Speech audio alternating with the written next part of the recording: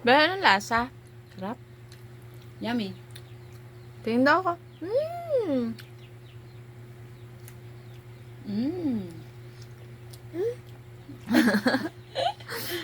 Ano nakalagay? Kanin. Walang Kanin? Tapos toyo? Galing ka pala. Oh, mapikit-pikit pa. Sarap. Yummy. Ang mual-mual ay. Wow, talaga. Cute, pretty eyes ka pa dyan.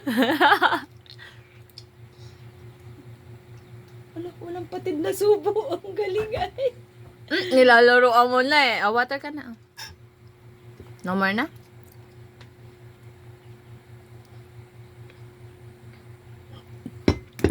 Sarap. Tama na, puputok na tiyan mo. Ah, kakain ka pa. There's a mingming. Cut yung cut. Cut. There's a kitten down there. Meow.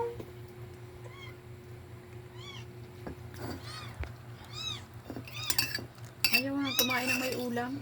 Niluluwangan niya yung karne. Binukod ko na lang.